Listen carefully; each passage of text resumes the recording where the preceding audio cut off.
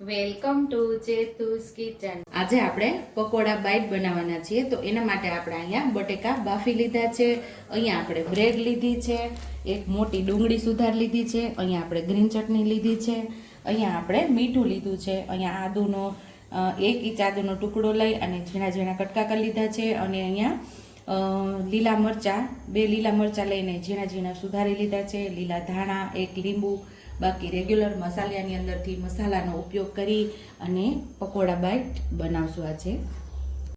તો અહીંયા આપણે લીલું લસણ સુધારી લીધું છે, એ આપણે આની અંદર ઉમેરી દઈશું, અને લીલા મરચાં પણ ઉમેરી દઈશું, અને આદુ, આની આપણે પેસ્ટ તૈયાર કરવાની છે। આદુ, લસણ અને મરચાંની આપણે અહીંયા પેસ્ટ તૈયાર કરી લીધી છે। આને સાઈડ ઉપર આપણે રાખી દઈએ અને હવે બટેકાને આપણે ફોલી લેશું। અહીંયા આપણે હવે બધા બટેકાને ફોલી લેશું, અને પછી આપણે ફોલી અને એનો ચૂંદો કરી લેશું। અહીંયા આપણે બટેકાનો સરસ ચૂંદો પણ કરી લીધો છે, અને હવે આપણે આનો વઘાર કરવાનો છે। અહીંયા એક નાના ચમચા જેટલું આપણે તેલ ઉમેરેલું છે, તેલને આપણે સરસ ગરમ થવા દેવાનું છે। તો અહીંયા આપણે 1 ચમચી જેટલું જીરું ઉમેરશું, જીરુંને સરસ આપણે ફૂટવા દઈશું। થોડી અહીંયા આપણે હિંગ ઉમેરશું, અહીંયા આપણે ડુંગળી ઉમેરી દઈશું,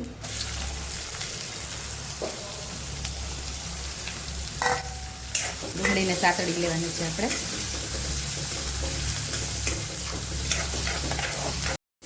થોડી ડુંગળી આપણે સાતળી લઈએ તો એની કચાશ દૂર થઈ જાય છે, બહુ મસ્ત એવો આપણો પકોડા બાઈટમાં આનો સ્વાદ આવે છે।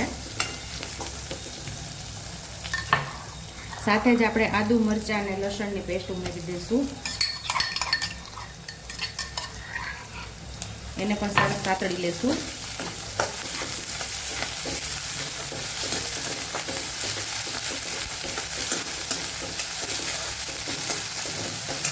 ડુંગળી, લીલા મરચાં, આદુ, લસણ સરસ સતળાઈ ગયું છે, એની કચાશ દૂર થઈ ગઈ છે। અહીંયા આપણે મસાલા કરી લઈશું। ગેસ આપણો સાવ ધીમો જ છે। 1 ચમચી ભરીને આપણે લાલ મરચું પાવડર, અડધી ચમચી જેટલો ધાણા જીરું પાવડર, થોડી હળદર,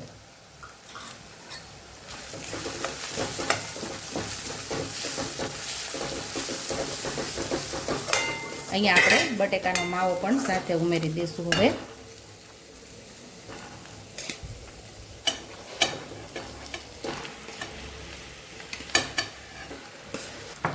સ્વાદ મુજબ આપણે મીઠું ઉમેરશું, ગળપણ માટે 1 ચમચી જેટલી આપણે ખાંડ ઉમેરશું। અહીંયા આપણે ખટાશમાં જે પ્રમાણે તમને ખટાશ અનુકૂળ આવે એ રીતે લીંબુ ઉમેરવાનું। અહીંયા પોણા લીંબુ જેટલો હું અહીંયા રસ ઉમેરું છું।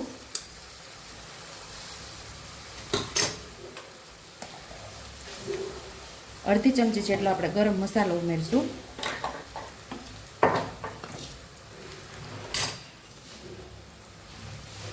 થોડા લીલા ધાણા ઉમેરી દઈશું। આ બધું સરસ આપણે મિક્સ કરી લઈશું।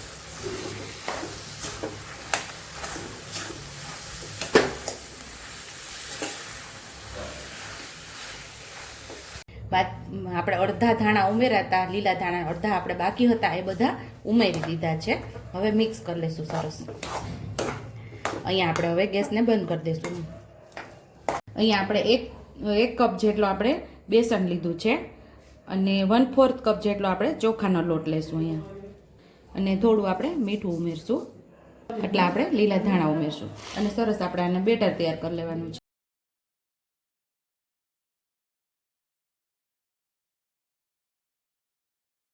લોટ, લીલા ધાણા અને મીઠું મિક્સ કરી લીધું છે। હવે થોડું થોડું પાણી ઉમેરી અને આપણે બેટર તૈયાર કરવાનું છે। લમ્સ ન પડે આપણા બેટરની અંદર।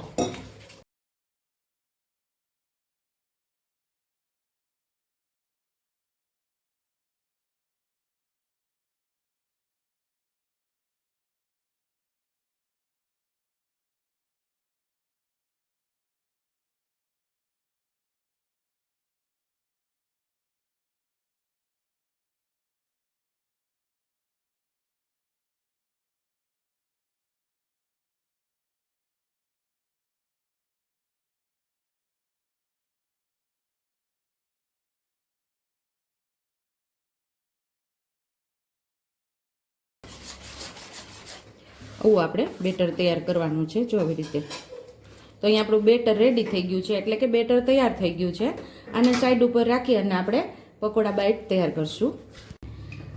તો હવે આપણે એક સાઈડ ઉપર ગ્રીન ચટણી લગાવશું. આની રેસીપી આપણી ચેનલ ઉપર તમને મળી જશે, અથવા તો તમે મને કમેન્ટ કરજો કે બીજી વાર તમે આ ચટણી મને બતાવો, તો આપણે બીજી વાર પણ બનાવશું.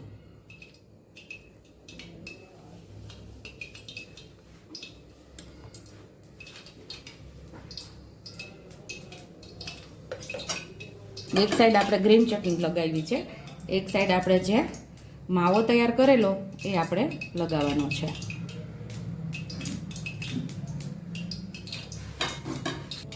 માવાની ક્વોન્ટિટી તમે ઓછી વધી કરી શકો છો.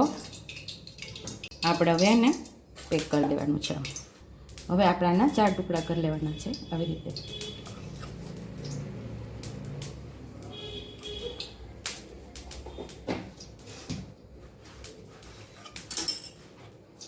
આવી રીતે 4 ટુકડા કરવાના. બધા બાઈટને આવી રીતે આપણે ભરી લેશું, એટલે કે બધી બ્રેડને આમ ભરી લેશું. તો સેમ આ જ રીતે આપણે ભરવાના છે બધા બાઈટને.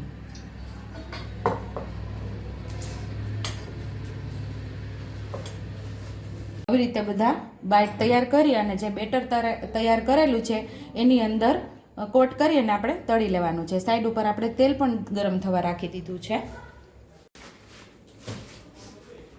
આવી રીતે આપણે એને કોટ કરી લેવાનું છે.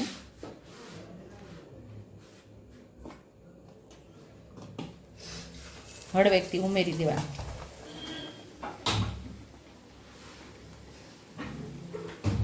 તેલની અંદર હાથ ન અડી જાય એનું ખાસ આપણે ધ્યાન રાખવાનું.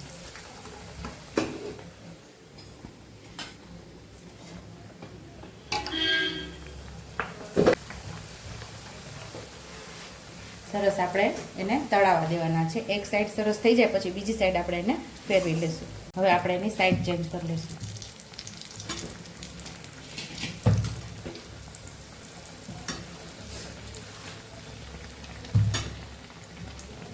ઉપરથી આપણે ક્રિસ્પી એવા થાય ત્યાં સુધી એને તળવાના છે. ઉપરથી આવા સરસ ગોલ્ડન બ્રાઉન કલર આવી જાય બસ ત્યાં સુધી તળવાના છે આપણે.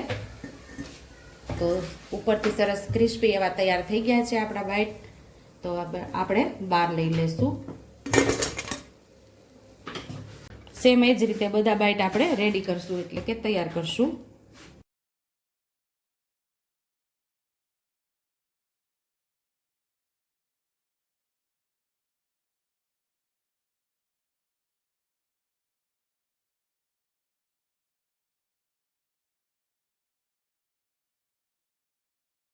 તો અહીંયા આપણા ટેસ્ટી એવા પકોડા બાઈટ તૈયાર છે. જો તમને મારી રેસીપી પસંદ આવી હોય તો મારી રેસીપીને લાઈક કરજો, શેર કરજો, સબસ્ક્રાઈબ કરજો, બેલ આઇકોનને દબાવતા ભૂલતા નહીં અને કમેન્ટ બોક્સમાં કમેન્ટ કરજો કે મારી રેસીપી કેવી લાગી. તો આવજો.